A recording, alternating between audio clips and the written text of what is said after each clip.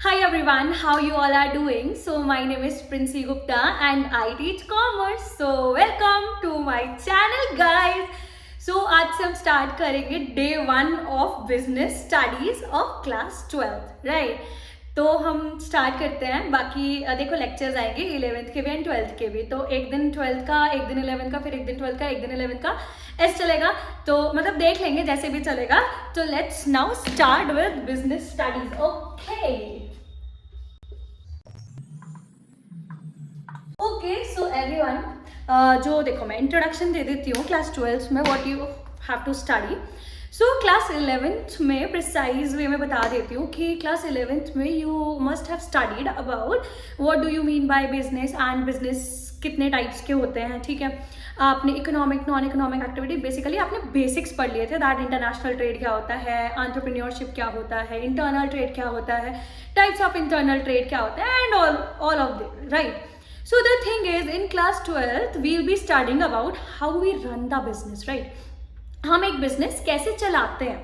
तो class 12th में हम बिजनेस चलाना सीखेंगे, प्रैक्टिकली नहीं थियोरेटिकली सीखेंगे, क्योंकि जब आप प्रैक्टिकली सीखोगे जब आप बढ़ जाओगे, है ना। तो क्लास 12th में एकदम शॉर्ट में बता देती हूँ कि क्लास 12th में यू हैव टू स्टडी कि बिजनेस हम कैसे चलाते हैं, what all are the techniques, what all are the principles. जो हम बहुत बड़ा बिजनेस करते हैं, जैसे कि अंबानी जी अभी रिसेंट में शादी चल रही है, देखो 1000 करोड़ की शादी हो रही है। वाओ, सबने देखा होगा ना 1000 करोड़ की शादी हो रही है। तो अंबानी जी रातों रात थोड़ी ना एकदम टॉप बिजनेसमैन बन गए। उन्होंने भी प्लान्स पॉलिसीज करे होंगे स्टार्ट, है ना, स्ट्रैटेजी बनाई होगी। तो in class 12 will be studying for all of that कि हम एक बिजनेस को कैसे चलाते हैं। तो सबसे मेजर बात होती है बिजनेस को सर्वाइव कराना, है ना, और उसमें बहुत अच्छे से प्लानिंग एंड स्ट्रैटेजीज लाना। तो अभी हम स्टार्ट करेंगे। देखो सबसे पहले हमारा बिजनेस कैसे चलता है, मैनेजमेंट से, and that is your first chapter, right? So the management is your first chapter.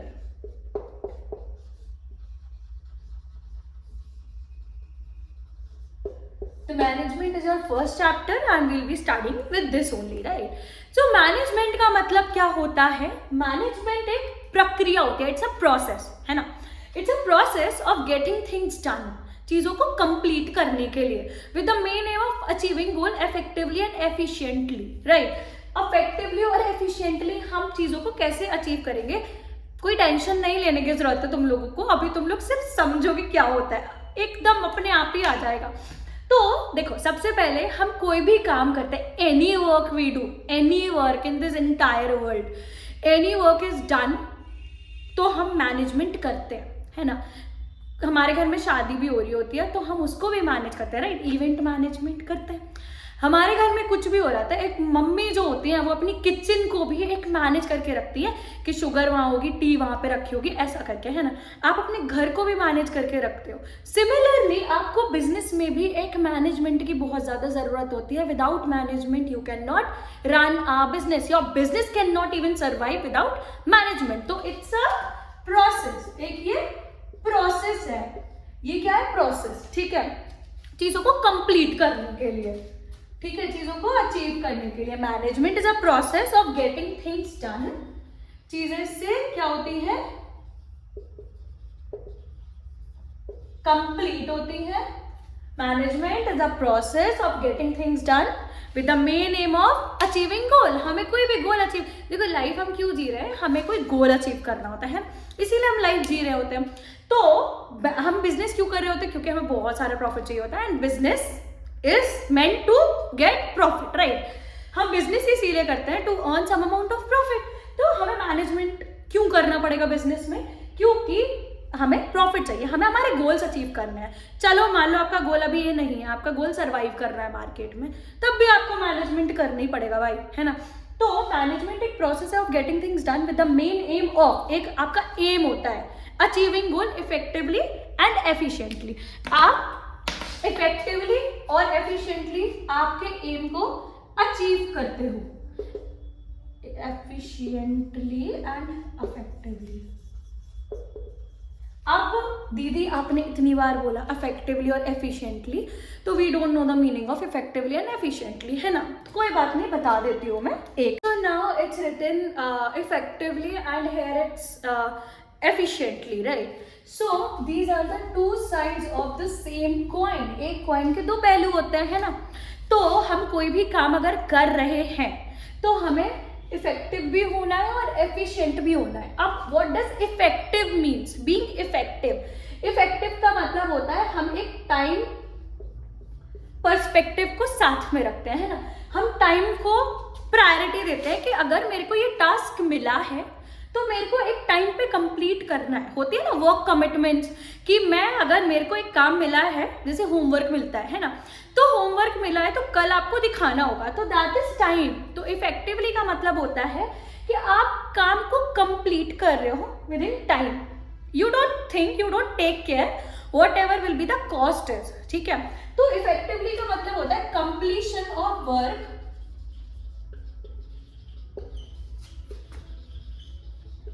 on time,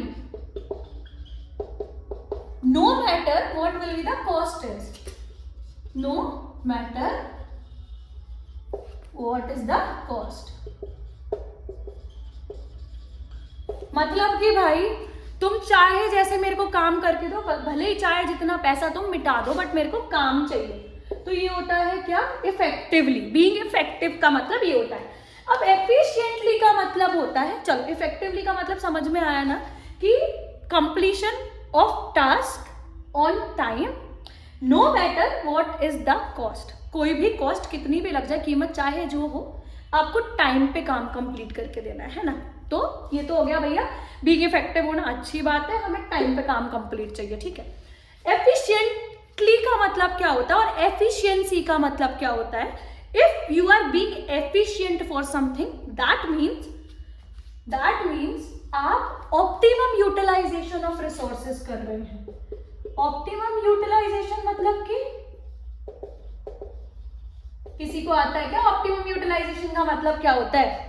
Optimum utilization का मतलब होता है कि आप पूरे रिसोर्सेज को निचोड़ के इस्तेमाल कर रहे हैं. मतलब कि जो भी मेरे पास अवेलेबिलिटी रिसोर्सेज की है ना, उसको मैं ऐसे कचरे में नहीं डाल रही हूँ, मैं उसको बहुत अच्छे से इस्तेमाल कर रही हूँ, ऐसे वेस्ट नहीं कर रही मैं कोई भी रिसोर्सेज को. ठीक है, तो हमको कोई भी चीज अचीव करनी होती है कभी भी, even in your life, even in your business, right. हम क्या करते हैं? हम इफेक्टिव रहते हैं और एफिशिएंट रहते हैं. इफेक्टिव का मतलब होता है टाइम पे काम कंप्लीट करते हैं, एंड एफिशिएंट, देखो टाइम पे काम कंप्लीट कर लिया पर चाहे जितना पैसा मिटा दिया, तो ये तो नहीं होता है ना अच्छी बात. इसीलिए हमको एफिशिएंट भी होना पड़ेगा. एफिशिएंट का मतलब होता है कि हम कॉस्ट इफेक्टिव चीज कर रहे हैं, हम कॉस्ट को ध्यान में रख रहे हैं, हम अपने रिसोर्सेज को फालतू वेस्ट नहीं कर रहे हैं. समझ में आया? तभी मैनेजमेंट के ये दो पहलू होते हैं, effectively and efficiently. Being effective का मतलब होता है टाइम पे काम कंप्लीट हो रहा है, और एफिशिएंट का मतलब है कि ऑप्टिमम यूटिलाइजेशन कर रहे हैं. तो मतलब यहाँ ये अब कॉस्ट हमारी खत्म नहीं हो रही है. ठीक है, मतलब कि हमारे रिसोर्सेज हैं वो वेस्ट नहीं हो रहे हैं. क्लियर है गाइज? इसको स्क्रीनशॉट अगर लेना है तो ले लो, अदरवाइज ना what I will do, I will provide short notes on Instagram, तो वहाँ पे भी देख लेना. मतलब इंस्टाग्राम का आ गया होगा इधर बन के, तो जाके देख लेना भाई. और मेरे को कमेंट में बता देना कि कुछ भी ज़रूरत है या किस तरीके से पढ़ाना है, और what should be the next topic. And जो समझ में नहीं आया तो मेरे को कमेंट कर देना प्लीज़ भाई, प्लीज़. क्योंकि तुम लोग नए नए 12th में आए हो तो थोड़ा सा प्रॉब्लमैटिक तो तुम लोग को लगेगा, बट हाँ बहुत ईजी है. मतलब trust me on that, business is super easy and super scoring. तो डे 1 से अगर पढ़ते चलोगे तो लास्ट में तुमको यही लगेगा यार अब तो कुछ बच नहीं रहा पढ़ने के लिए, क्या ही पढ़ ले. तो पढ़ते चलो. So this is the topic, like effectively and efficiently. So we connect it with management. तो management is a process, एक process है चीज़ों को complete करने के लिए with the main goal of achieving goal effectively and efficiently. मतलब time पे भी करना है काम, गोल अचीव करना है और पैसा भी ज़्यादा नहीं फूकना है. ठीक है. So now let's move forward with features of management. तो हम आज complete करेंगे management की process and this thing. Features of management, right. तो सबसे पहले अगर हम किसी भी चीज़ का फीचर देखते हैं तो बेसिकली इट्स नेचर. ठीक है, नेचर क्या होता है? तो नेचर का मतलब क्या होता है भाई? मैनेजमेंट क्या है, एक देखो गोल ओरिएंटेड प्रोसेस है ना। आप एक गोल सामने रखते हैं, किसी चीज को अचीव करने के लिए मैनेजमेंट करते हो भाई। क्यों करोगे किसी गोल को अचीव करने के लिए? तो it's a goal oriented process, right. ये परवेसिव होती है मैनेजमेंट। क्या होती है?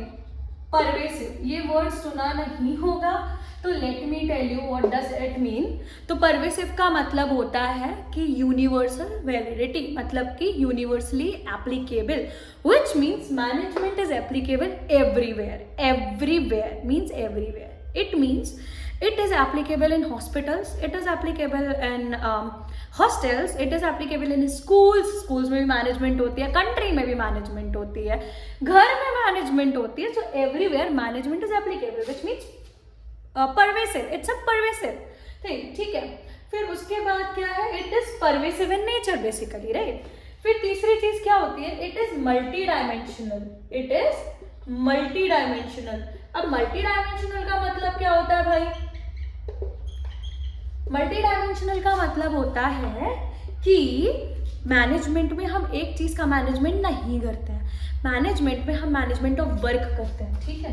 हम काम को मैनेज करते हैं कि क्या काम है, कितना काम है, ठीक है। Management of operations.